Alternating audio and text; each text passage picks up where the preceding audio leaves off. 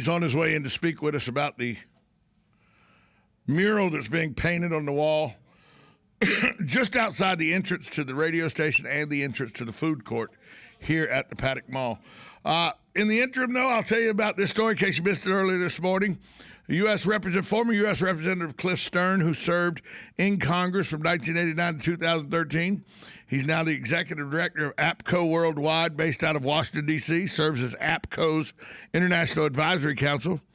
His foundation, the Cliff Stearns Foundation, has given a donation of $270,000 to the College of Central Florida Foundation to support an annual speaker series. It's going to be held at the college's Learning Resource Center. The Friends of Cliff Stearns Foundation raise the money, give the gift to the university, to the college, for the opportunity to bring in notable speakers, not just for politics, but healthcare, literature, science, and it's going to bring them in to speak on a yearly basis. So that's fantastic that the Cliff Stearns Foundation, the Friends of Cliff Stearns Foundation, gifted actually $269,919.01. That gift will establish the Friends of Cliff Stearns Endowed Chair to support an annual speaker series. So I don't know if you knew that Cliff Stearns Foundation had done that, but I wanted to let you know that. Also, a federal judge on Tuesday barred the U.S. government from putting a 100-day moratorium on immigration. U.S. District Judge Drew Tipton issued a temporary restraining order sought by the state of Texas. They sued on Friday the Department of Homeland Security because it sent out a memo that instructed immigration agencies to pause deportations. Tipton said the Biden administration had failed to provide any concrete, reasonable justification for the pause. Tipton's order is a blow to Biden's administration, which has proposed far-reaching changes sought in immigration, including a plan to legalize 11 million immigrants living in the U.S. illegally. Biden made this promise of pausing deportations for his first 100 days during his campaign.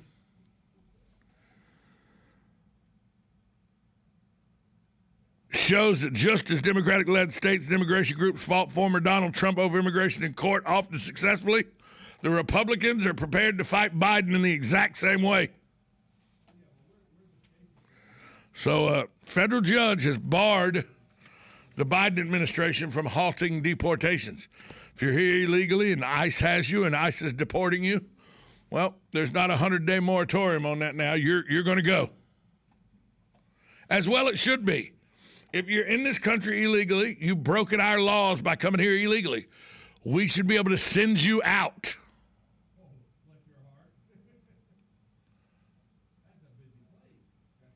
And that's what's happening. And a federal judge upheld the right of the government to do that. Even though Joe Biden had tried to stop it, the government said, nope. The judge said, nope, you cannot take a 100-day moratorium on deportation. If people are here illegally, they've been scheduled for deportation, they gots to go. Do some people fall into the cracks in this and get deported that shouldn't be deported? I'm sure. I'm sure it happens all the time, just like there are innocent people in jail that got convicted, but it's the best system we got. And people are living here illegally. If you don't have the proper documentation to be here, you're here illegally. If you're not a naturalized U.S. citizen, if you're not a U.S. citizen born and bred, if you do not fill out the proper paperwork with our State Department to ask for permission to enter our country, you're here illegally. And somebody goes, but Tom, it's a country of immigrants. 100% it is. My families, both sides of my families, came here through Ellis Island. They did it legally. They applied and were accepted and came into this country and have become good families in the communities that they lived in. But they did it legally. I don't understand what the problem is. One group of people does it legally. One group of people does it illegally. Why do the people that do it illegally get preferential treatment?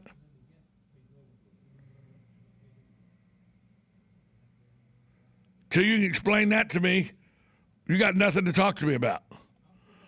Why is it people that are here illegally, that broke the law, why do they get special treatment? They broke the law. Well, Tom, the law's antiquated. Okay, if that's the case, vote people into office that can change the law. If you think the immigration laws are antiquated in this country, which they very may well be, change the law. Ignoring the law just because you don't like it doesn't make it legal. If you want to change the law, I'm okay. That's one thing. Change the law. But until the law's changed, if you come across our borders without asking permission first and getting accepted into the country, you have broken the law, which makes you illegal. It's not even up for questioning. And for you to sit here, for people to sit here and defend the rights of illegal immigrants because we're a country of immigrants, nobody ever said we weren't a country of immigrants. My families both came to this country as immigrants. Okay? The only way you came into this country was you were either Native American, you were brought here in slavery, or you're an immigrant. That's it. That's the only ways into this country.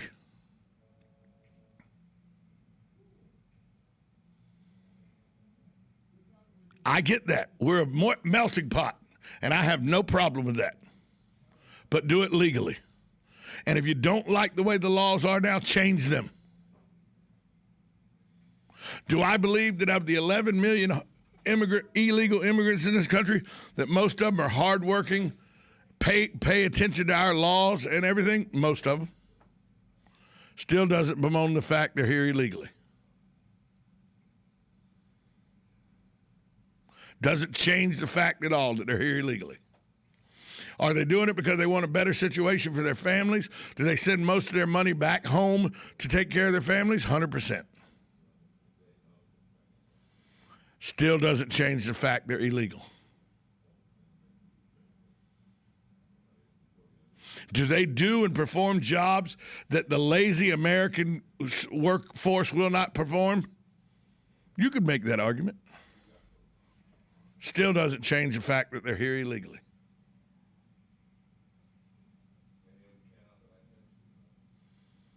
That's all I'm saying. They broke the law when they got here.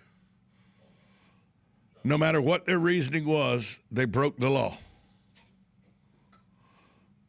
If you break the law, by definition, you've done something illegal. There's no ifs, ands, or buts about it. I have no problem with, I know a lot of migrant workers perform tasks that lazy Americans won't do. How about a green card? You got a green card? If you do it legally, you do. Then why not do that? My ancestors came over. What did they do? They had to get Ellis Island. That's where they came through, and my son documented where we came in, and everything. And that's how. What's the saying? Wop, you're a wop because of the Italians. Wop, wop, wop, wop, wop, wop, wop, wop. You know what that means?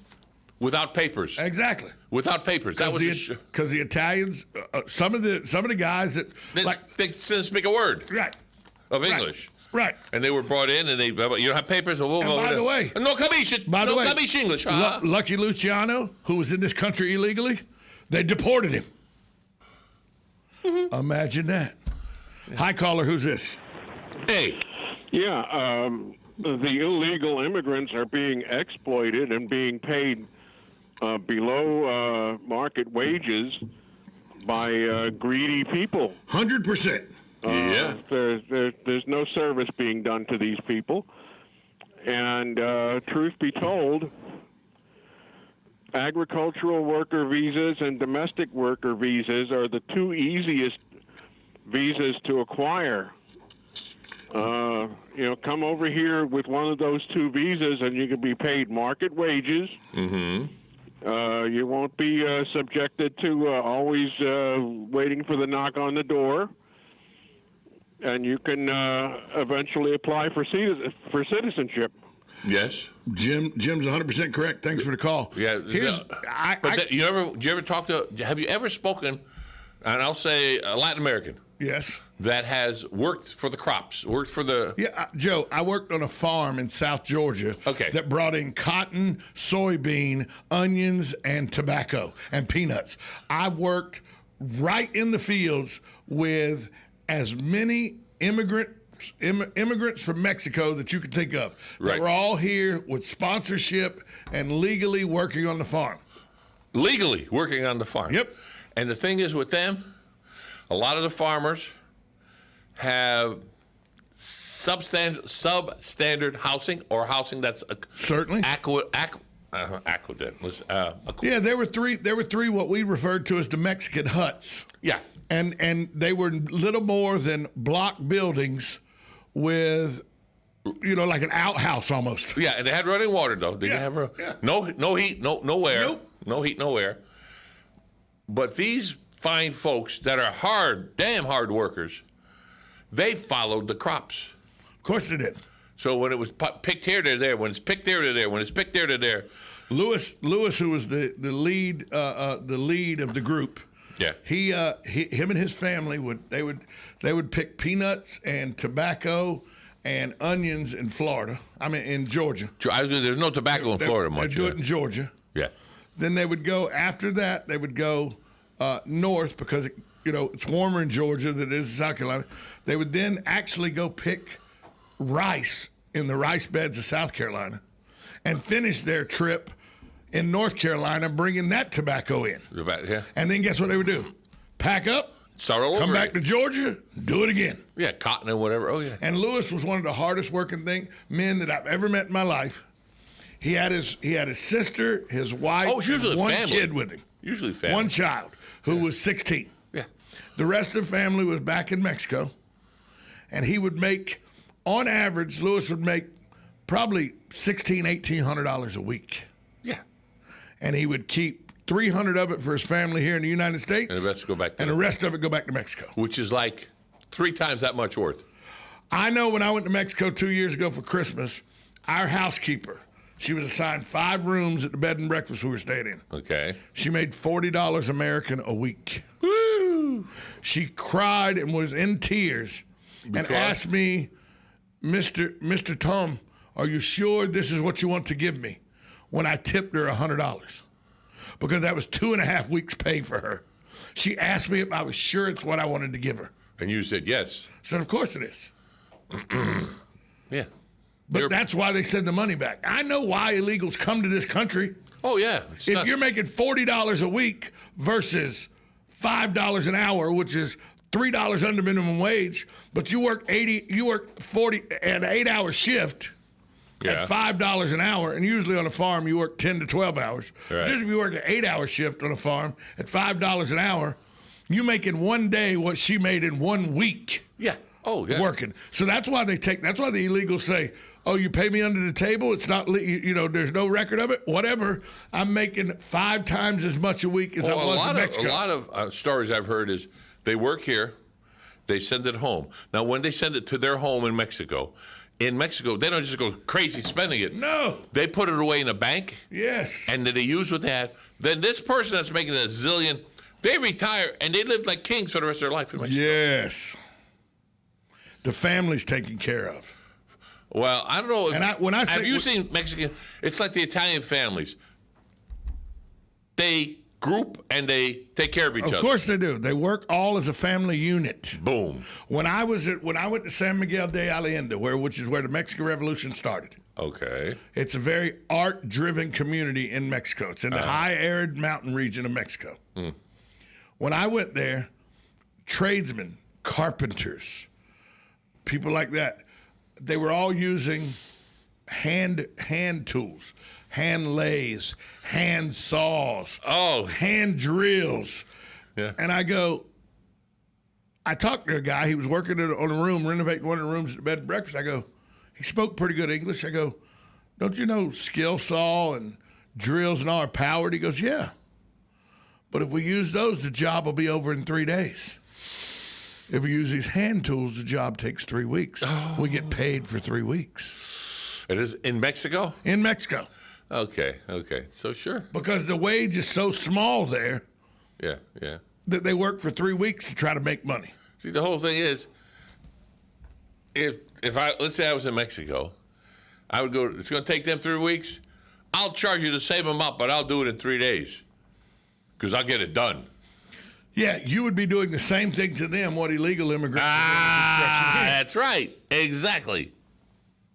And by the way, people that come into this country legally, the Mexicans and the Hondurans and the Guatemalans and the Italians and the British and the Chinese and the Japanese and anybody that comes into this country and files their paperwork and gets their green card, Yeah. I'm 100% for them getting any advantage they can offered to them by being here in In the America. United States. Oh, yeah. I have no problem I with know. that. I know a gentleman from Mexico.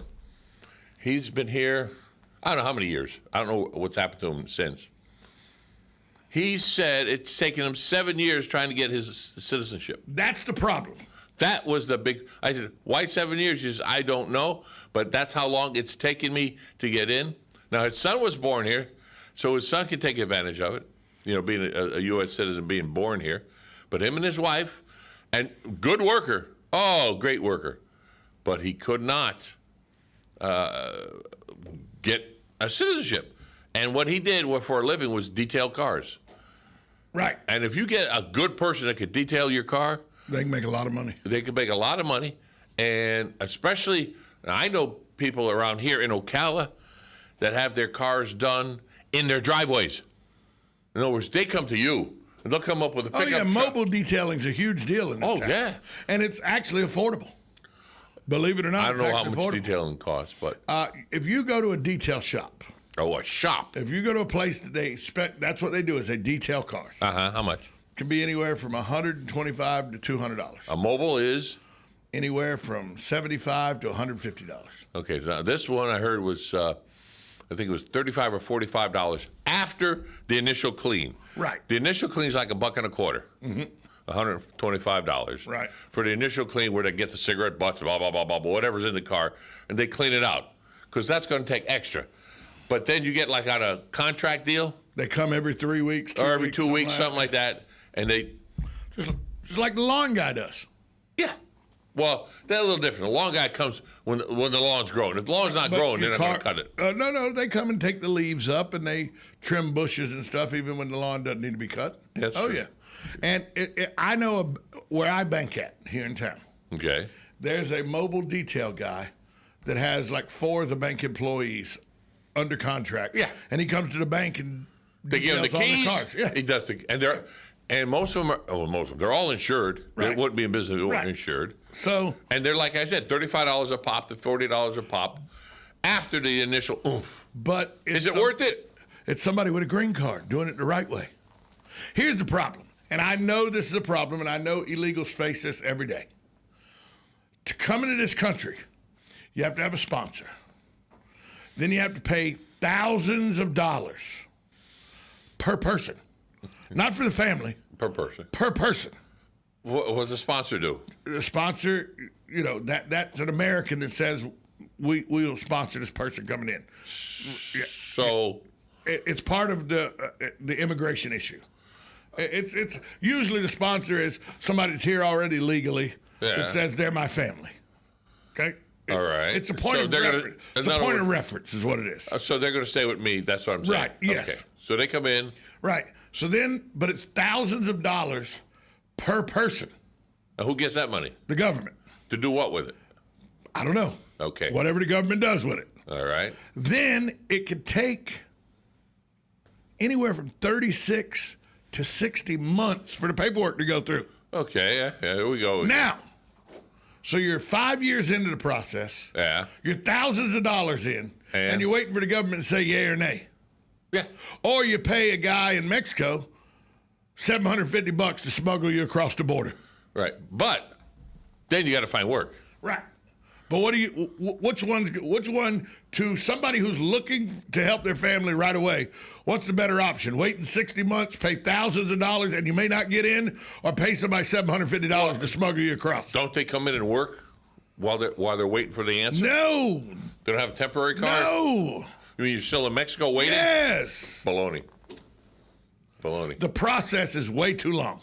Okay. Well, when all these my ancestors came in through Ellis Island, Yeah. they were processed right then and there. They were held in Ellis Island until they were processed, sometimes up to 18 months in Ellis Island. There's nothing there in Ellis Island for 18 months. Oh, there was then. There were dormitories and everything. Oh, there. was there? Okay. Oh, yeah. And Ellis Island was just the processing place. There was about 8 islands right around there. They housed them there. Ellis Island was just a process island. Ah, okay. So if you were lucky, you got processed in and out within Couple months. a couple of months. I can't fathom that. My dad came in in 1936, 6 years old, from Germany. They were on Ellis Island for 73 days. So they Waiting. got processed because they were German, and they really got scrutinized because They were German. a German scientist. My grandfather was a veterinarian. So he's a German scientist. Oh, wow. So, there all kind of red flags. Is he coming over here to infiltrate our science? There's all kind of red flags. Yeah, and it was still only 73 days. Yeah. Now, I don't know. Dan would probably can tell you how long my ancestors, because he looked it up. He has it on record somewhere. Right. How long they had to stay on the island before they moved to, let's see, I think they started in New York, and then they migrated into Connecticut. But if you look up the name Martone, it's quite extensive. I'll put it that way. Quite extensive. Martone. And Martoni from there. And then of course, my relatives is Ainoni and the Papalizio. Right. Those are all related to me, quote unquote. I'm related to them, I should say. And with that said, you start looking them up and you say, what? What, that many? And that many? And that many? And my dad used to always say, there's a place up in Connecticut, Lighthouse Park. Right. And trolley cars could hold about 50 people. Mm-hmm. We have like 15 trolley cars, just the Martones. Well, yeah. Just, well, that's like me. I didn't realize Schmitz, when I grew up in Jacksonville, there were 3 Schmitzes in the phone book. I didn't realize Schmitz, there's a bunch of Schmitzes. And there's a beer. No, that's not Schmitz. That's Schlitz. I'm sorry. I went to Wisconsin. Yeah. I go to Sparta, Wisconsin, town of 25,000 people. Little bitty phone book, only about 102-page phone book. 14 of the pages were Schmitzes. Yeah, exactly. You know what I mean? So, exactly where you are. Exactly. Right, depends on where you are. And you get to, are you related to? Yeah, you get that. Coming up next, the bottom half of the hour. Maybe he'll wrap show up. Maybe. He had car trouble. He's trying to get here. EJ, Artist, take I'll your tell time, you what. pal. I'll tell you 1370 AM, 96.3 FM, WOCA, The Source. Broadcasting from the Paddock Mall Studios, this is WOCA, Ocala, Gainesville, The Villages, 1370 AM, 96.3 FM, The Source. USA Radio News with Lance Pride. A plainclothes NYPD cop investigating a previous shooting was shot while chasing a man in the Bronx on Tuesday night. The 31-year-old male officer with the department's gun violence suppression unit was struck in the back below his vest and is in stable condition. A suspect was taken into custody. The United States will accelerate the delivery of COVID-19 vaccines across the country. President Joe Biden announced on Tuesday his administration plans to buy 200 million more doses of the Pfizer, BioNTech, and Moderna vaccines. Biden said the pandemic will continue to worsen before it gets better. It's going to take months before we can get the majority of Americans vaccinated. End quote. The Senate on Tuesday confirmed Antony J. Blinken, a nation's 71st Secretary of State. Blinken is President Biden's longtime advisor and was voted in by a score of 78-22. USA Radio News. Attention business owners body slammed by overwhelming debt. If your business is in trouble, hassled by creditors, if you're frustrated, finally fed up with big business bailouts while your business has been left for dead, Please listen close. There's a brand new fast-track bankruptcy. Some have even called it the biggest small business bailout in American history. Designed for individuals and their businesses. And look, almost no one knows about this yet. My attorney wasn't even aware of it. The truth is, beating the system has never been easy because it's rigged in a sense against the little guy. But here's the jaw-dropping news nobody's talking about. They've literally just changed the system so that you can beat it, but only if you understand how the new game has to be played. Find out if you qualify at pocketsoflight.com. This government-backed small business repair program is still legal, but may not be renewed after the election. Fight back fairly, fight back ethically at pocketsoflight.com. Clean up your diet and get fit, or setting a goal to be better at time management, ButcherBox is a great way to start.